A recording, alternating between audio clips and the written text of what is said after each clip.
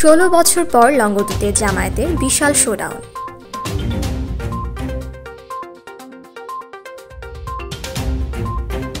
দীর্ঘ 16 বছর পর খোলা আকাশের নিচে মুক্ত বাতাসে প্রাণ ভরে বিশাল কর্মী সমাবেশ করেছে বাংলাদেশ জামায়াতে ইসলামী রাঙামাটির লংগদু উপজেলা শাখা।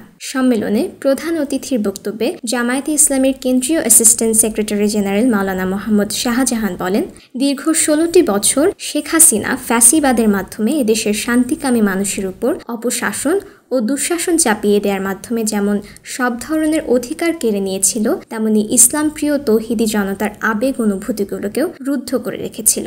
স্বৈরাচার পালিয়ে যাওয়ার পর এদেশের প্রতিটি আনাচে কানাচে মানুষ প্রস্তুতি নিচ্ছে, আগামী দিনের বাংলাদেশ হবে ইসলামের বাংলাদেশ।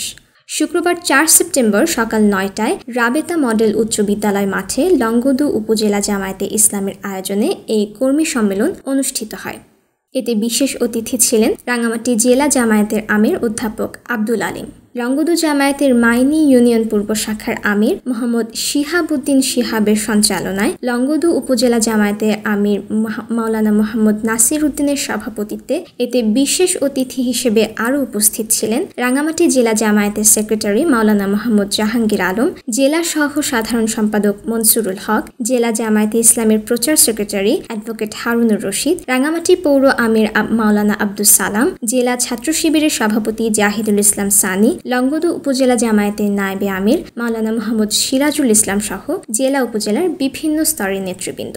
বক্তব্যে নেতৃবৃন্দ বলেন, স্বৈরাচার মনে করেছিল তারা এদেশে সারা জীবন রাজত্ব করবে, কিন্তু 5 আগস্ট আল্লাহর অলৌকিক শক্তিতে লেজ গুটিয়ে দাদার দেশে পালাতে বাধ্য হয়েছে তারা। আমরা আশা করব অন্তর্বর্তীকালীন সরকার শান্তিপূর্ণভাবে নিরপেক্ষ একটি নির্বাচন দিয়ে বাংলাদেশকে কলঙ্কমুক্ত করবে। প্রধান অতিথি মাওলানা মোহাম্মদ শাহজাহান বলেন, ছাত্র জনতার গণ অভ্যুত্থানের সময় বাংলাদেশ সেনাবাহিনী যে সাহসী ভূমিকা পালন করেছে, সেজন্য আমরা বাংলাদেশ সেনাবাহিনীর প্রতি ধন্যবাদ জানিয়ে বলতে চাই, এদেশের মানুষ তা সারা জীবন মনে রাখবে। পাহাড়ের শান্তি প্রতিষ্ঠায় সেনাবাহিনী যে নিরলস পরিশ্রম করে যাচ্ছে, তাও এই এলাকার মানুষ শ্রদ্ধার সাথে স্মরণ করে।